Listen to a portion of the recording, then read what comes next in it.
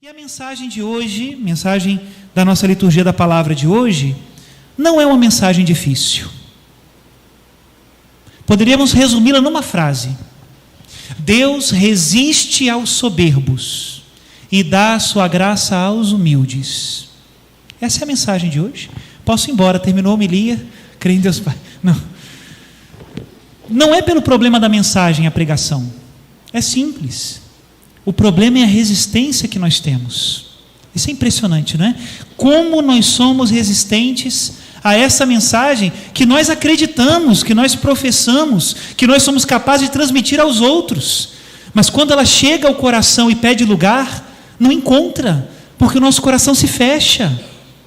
Como nós estamos presos nas teias do nosso orgulho, da nossa soberba, da nossa vaidade, do olhar só para nós mesmos, da nossa autossuficiência e autorreferencialidade, né? Presos e muito presos. E meus irmãos, enquanto nós vivermos nessa mentira, nós não aprenderemos a amar e não seremos felizes. Temos essa facilidade de montar um cinema no nosso coração, onde nós montamos a tela, nós projetamos o filme e somos os protagonistas, os heróis dos filmes que nós mesmos projetamos, não é? Essa tendência de estar sempre um degrau acima dos outros. Eu penso melhor, eu falo melhor, eu faço melhor. E às vezes pode ser verdade. Nós somos diferentes e tem pessoas com dons que outros não têm. Mas isso não nos faz ser melhores do que os outros. O Senhor Jesus nos chama a ser melhores, mas nos chama a ser melhores para os outros. E por isso, na sua infinita misericórdia, Deus que é tão bom conosco, Ele mesmo se encarrega de chegar na nossa vida e destruir essa tela de cinema falso, né? Fajuto, que só nos leva a nos fecharmos em nós mesmos e vivermos nesse mundo como se estivéssemos numa realidade virtual. Deus precisa quebrar essa mentira, Deus precisa fazer cair as máscaras, Deus precisa tirar essa armadura que nós colocamos em nós mesmos, talvez para nos protegermos do mundo, não é? Porque se nós não tirarmos esse peso, nós não aprenderemos a amar. Mais uma vez eu digo, Ele se encarrega. E como é que Ele faz, Padre? Deus é muito criativo, não é? E assim como o pai e uma mãe que tem muitos filhos sabe que cada filho é diferente, que não dá para dizer a mesma coisa para um filho e para o outro, porque são diferentes, assim também Deus faz conosco. Nós somos diferentes. Às vezes Deus quebra essa ilusão através da dor. Quantas pessoas se encontram com a verdade num aperto financeiro, por exemplo? Às vezes é isso, não é? A verdade precisa aparecer, e às vezes o aperto financeiro me bota com os pés no chão. Às vezes a perda de uma pessoa querida me coloca na realidade, e ali eu descubro que eu não sou Deus, não sou o Senhor da vida, não sou. Às vezes é um problema na família, né? Quem nunca teve um problema na família? E é difícil, hein? Porque o coração das pessoas não dá para apertar com chave de fenda, né? Às vezes dá vontade, mas não dá, né? A gente tem que ter paciência, persistência, resistência, sabedoria, não é? E isso vai nos colocando também na realidade. Às vezes é uma enfermidade, às vezes a doença nos coloca no nosso lugar. Quantas pessoas se converteram por causa de uma enfermidade? Santo Inácio de Loyola foi um caso. Depois que ficou coxo, porque recebeu uma bala de canhão na perna na batalha de Pamplona, enquanto estava lá quietinho, escondido para os inimigos não saberem onde ele estava, ele se converteu. Deus sabe tirar um bem dessas coisas, mas não é só a dor que nos leva para Deus. Deus também sabe quebrar essa mentira com coisas boas, não é? Tem pessoas que descobrem a Deus quando descobriram a pessoa amada, por exemplo, né? Descobriu o homem da sua vida, ou a mulher da sua vida, né? Quantas pessoas eu recebo aqui na igreja que se converteram no processo de matrimônio? Meu marido me trouxe para Deus, Padre. Minha esposa me trouxe para Deus, Padre. Maravilha, muito mais suave do que levar uma bala de canhão na perna, não é? Olha só, tem gente que não concordou. Mas gente, pelo amor de Deus, né? Às vezes um retiro espiritual, né? Às vezes uma promoção no trabalho.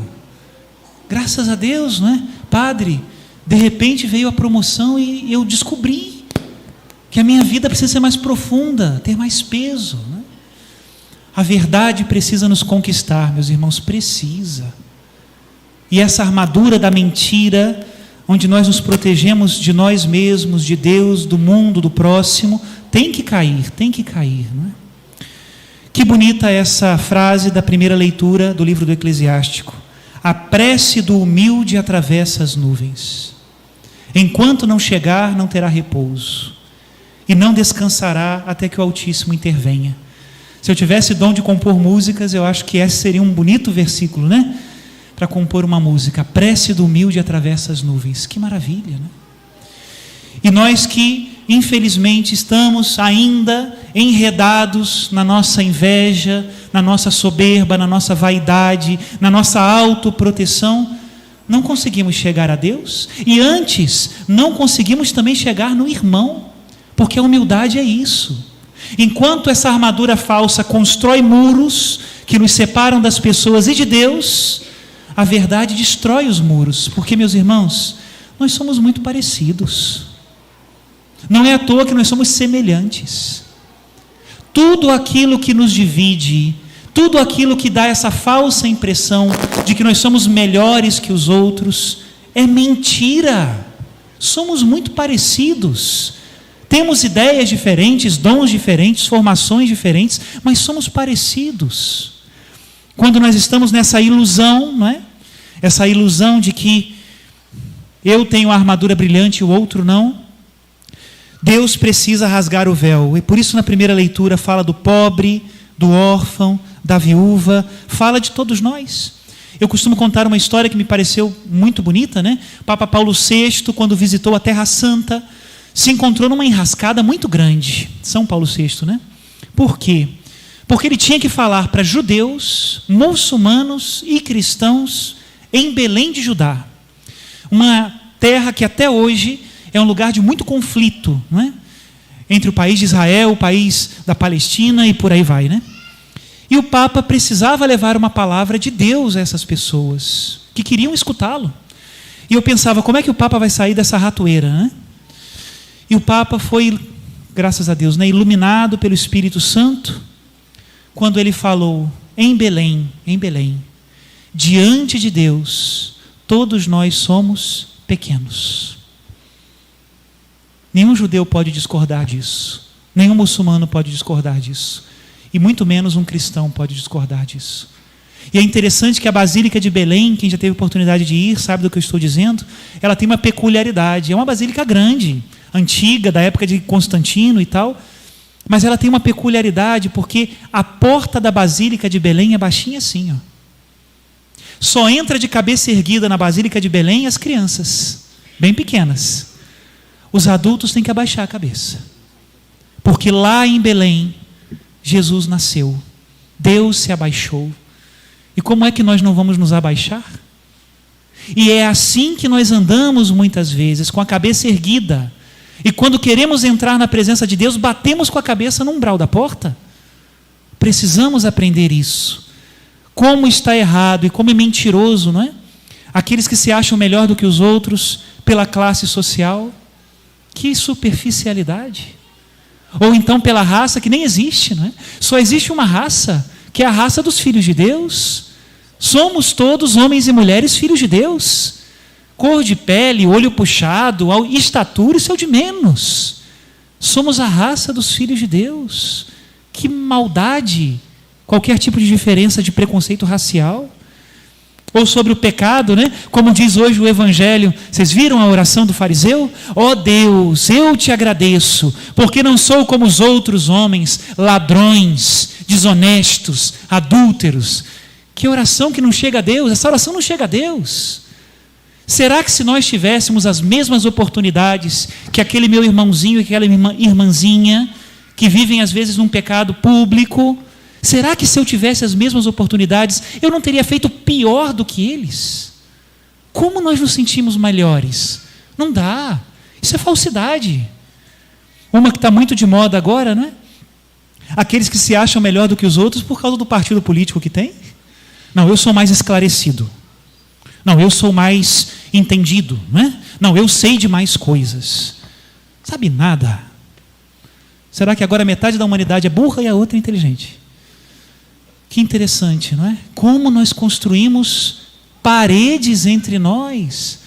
E agora os algoritmos da internet são maravilhosos para isso, porque os sites só te apresentam aquilo que você quer ouvir, aquilo que você quer comprar, aquilo que você quer que te justifique. Aí tá bom, não tem discurso contrário. Vende mais quando a linha é única. Vende muito mais. E os dons e as qualidades do mesmo jeito. Quem se acha melhor do que os outros porque canta melhor, porque trabalha melhor, porque faz melhor, porque fala melhor. Que absurdo, não é? Se Deus te deu dons e qualidades, é para que você sirva e ame. E aprende com Jesus, hein? Para servir é necessário tirar o manto, amarrar uma toalha na cintura, pegar a bacia e lavar os pés dos teus irmãos. Se Deus te deu uma qualidade, mais responsabilidade para servir você tem. Como nós somos míopes, né? Quando nós vemos o nosso irmão como um adversário. Quando somos todos irmãos, estamos no mesmo barco. Estamos saindo da pandemia e parece que a gente não entende que se meu irmão passa mal, eu também passo. Se meu irmão sofre, eu também sofro. Que não existe parede capaz de conter um vírus, quanto mais outras maldades desse mundo. Cuidemo-nos uns aos outros. Não é? É míope aquele que não vê o irmão como semelhante. Ponto. Qual é o segundo ponto, padre? É cego aquele que não vê a Deus como Deus. Esse era o problema do fariseu que falou aqui no Evangelho. Quando olhava para Deus, só falava de si, porque não via Deus e não via o irmão. São João diz na sua primeira carta: aquele que não ama não conhece a Deus e não viu a Deus. Procura lá, primeira carta de São João. E é verdade, é cegueira. E aí, quando nós somos cegos, rezamos a Deus como? Avaliando a obra de Deus, desconfiando da obra de Deus, dizendo a Deus como Ele deveria agir, não é? Não, o Senhor teria que ter feito isso, o Senhor devia ter feito aquilo, não é? Colocamos-nos diante de Deus como um juiz e perdemos aquilo que eu disse um pouco no início da missa, mas que é o melhor de tudo. Sabe qual é o tesouro mais precioso que nós cristãos temos? A graça. Ter a graça. E é graça. Ninguém pode se orgulhar diante dele, diz São Paulo. Só a graça. Que alegria. Que alegria poder ouvir a palavra de Deus e a graça colocá-la no seu devido lugar no meu coração. Que alegria comungar em graça de Deus e permitir que o corpo e o sangue de Cristo me transforme. Que alegria lidar numa comunidade que vive na graça. Ter pessoas na família que vivem na graça. Meus irmãos, a graça não é mérito nosso, é pura bondade de Deus. E como é que eu perco isso? Olhando só para mim e não olhando para Deus? Precisamos pedir ao Senhor então que tire essas armaduras, esses penduricários e nos dê a simplicidade para sermos felizes. Vocês já viram, não sei se vocês já leram aquela passagem de Davi, ele precisou para vencer Golias de tirar a armadura de Saul, né? A armadura de Saul era muito pesada, Davi não ia conseguir vencer o gigante, então ele tira a armadura, pega só 5 pedrinhas no rio e vence Golias na primeira pedrada. Assim somos nós. Tira a armadura da tua soberba, pegue as armas do Espírito Santo e vence Golias na primeira pedrada. Termino com essa oração de um homem humilde, que é Paulo, a segunda leitura de hoje. Combati o bom combate, completei a corrida, guardei a fé, mas o Senhor esteve a meu lado e me deu forças. O Senhor me libertará de todo mal e me salvará para o seu reino celeste. Vocês sabem que São Paulo não nasceu com o nome de Paulo, né? Qual era o nome de Paulo quando ele nasceu? Saulo, né? Saulo era o nome do primeiro rei de Israel, Saul, o da armadura, né? E Saul significa grande. Paulo, quando se converteu, entendeu que tinha alguma coisa errada. E aí disse, não, a partir de hoje meu nome é Paulo. Sabe o que significa Paulo? Em latim, Paulus significa pequeno. Pois Paulo entendeu que era pequeno.